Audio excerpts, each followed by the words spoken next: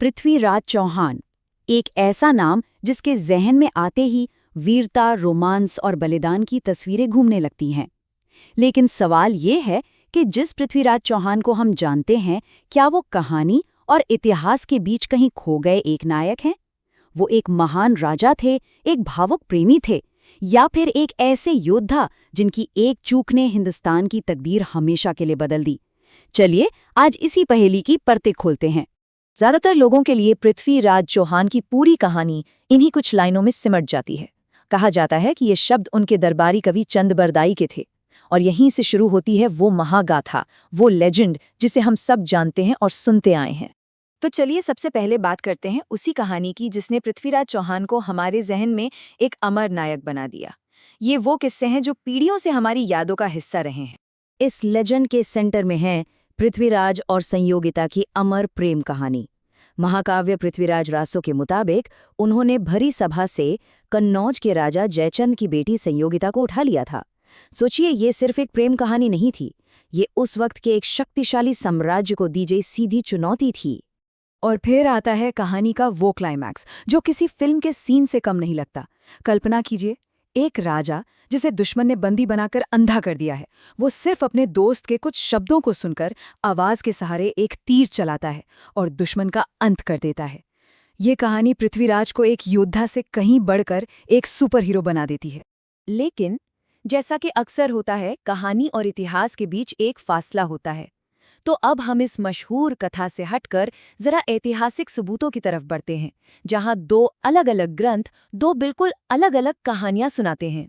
अच्छा, तो हमारे पास दो मेन सोर्सेज हैं। एक तरफ है पृथ्वीराज रासो, जो एक महाकाव्य है जिसमें रोमांस, वीरता और कल्पना भरपूर है, और दूसरी तरफ है पृथ्वीराज विजय, जिसे उन्हीं के एक दरबारी इतिहासकार जयानक ने संस्कृत में लिखा था। इतिहासकार इसे उस दौर का सबसे भरोसेमंद सोर्स मानते हैं। और सबसे हैरान करने वाली बात जानते हैं क्या है? इस विश्वसनीय ग्रंथ में न तो संयोगिता के अपहरण का कोई जिक्र है और न ही उस मशहूर तीर वाली कहानी का। तो यहाँ एक बहुत सीधा और बड़ा सवाल उठता है। अगर ये सारी फेमस कहानियां रासों से आ रही हैं, तो क्या ये ग्रंथ सच में पृथ्वीराज के जमाने में ही लिखा गया था?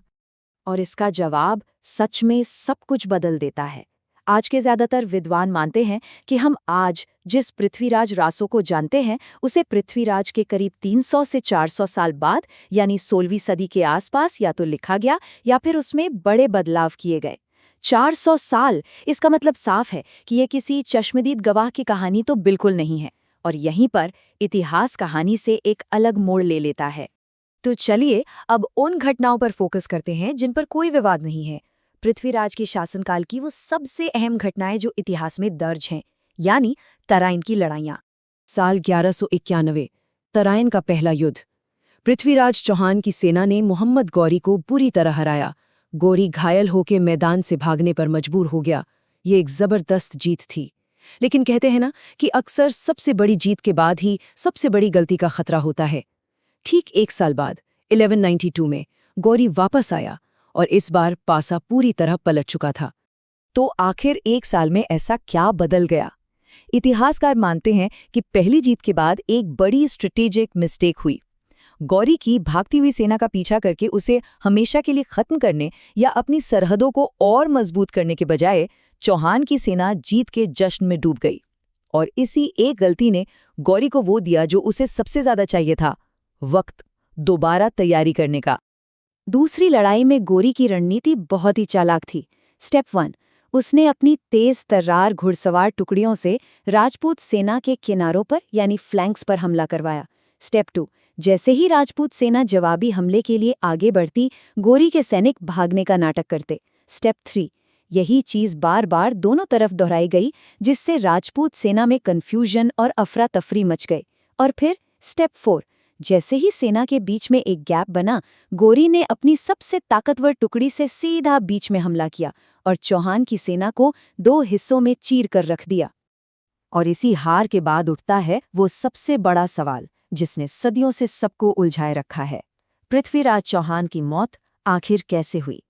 क्या कहानी सच है या ऐतिहासिक सबूत कुछ और ही कहते हैं?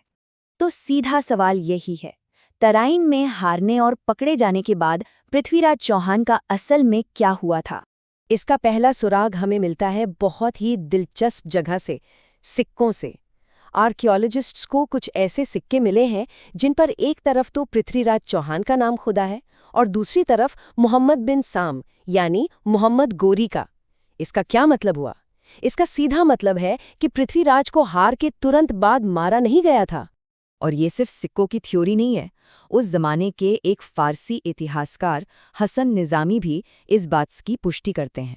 उन्होंने साफ लिखा है कि पृथ्वीराज को अजमेर वापस ले जाया गया था ताकि वो गोरी के अधीन एक सामंत राजा के तौर पर राज कर सके। तो अगर हम सारे सबूतों को एक साथ रखें तो तस्वीर बिल्कुल साफ हो जाती है। एक तरफ है रासो की कहानी जो कहती है कि उन्हें गजनी ले जाया गया, लेकिन दूसरी तरफ लगभग सभी ऐतिहासिक स्रोत, चाहे वो फारसी हो या जैन, एक ही तरफ इशारा करते हैं। पृथ्वीराज ने हार के बाद अजमेर में शासन किया, लेकिन बाद में विद्रोह की साजिश रचने के आरोप में उन्हें मार दिया गया। ये कहानी सिर्फ 12वीं शताब्दी की नहीं है। इसकी गूंज, इसकी विरासत आज भी जिंदा है, आज की मिलिट्री सोच में और हमारी राष्ट्रीय पहचान में भी। ये बात काफी दिलचस्प है कि आज भी इंडियन मिलिट्री स्ट्रैटेजी में एक टर्म इस्तेमाल होता है, पृथ्वीराज चौहान सिंड्रोम। इसका मतलब होता है वो स्थिति जब कोई सेना एक हारे हुए दुश्मन को पूरी तरह खत्म करने का मौका चूक जाती है, ठीक वैसे ही जैसे पृथ्वीराज ने 1191 में गौरी को जाने दिया था। और ये ऐतिहासिक टकराव आज भी भारत और पाकिस्तान के मिलिट्री सिंबल्स में झलकता है। एक तरफ भारत अपनी मिसाइलों के नाम प्राकृतिक तत्वों पर रखता है, जैसे अग्नि, पृथ्वी, आकाश। वहीं दूसरी तरफ पाकिस्तान ने एक बिल्कुल अलग रास्ता चुना है। उनकी मिसाइलों के नाम अक्सर उन ऐतिहासिक आक्रमणकारियों के नाम पर हैं जिन्होंने भारत पर हमला किया था, जैसे कि गौरी मिसाइल मोहम्मद गौरी के नाम पर, गजनवी महमूद गजनवी के नाम पर, बाबर, अब्दाली। ये सिर्फ नाम नहीं है, ये एक तरह का वैचारिक संदेश है जो सीधे सीधे सदियों पुराने उसी ऐतिहासिक टकराव से अपनी पहचान को जोड़ता है। तो आखिर में सवाल यही है कि पृथ्वीराज चौहान कौन थे? एक वीर नायक जिसकी कहानियां आज भी हमें प्रेरित करती हैं? एक महान योद्धा लेकिन एक त्रुटिपूर्ण रणनीतिकार? या फिर एक राष्ट्रीय प्रतीक जिसकी विरासत आज भी बहस और पहचान को आकार दे रही है? शायद सच यही है कि वो एक ही वक्त में ये सब कुछ थे।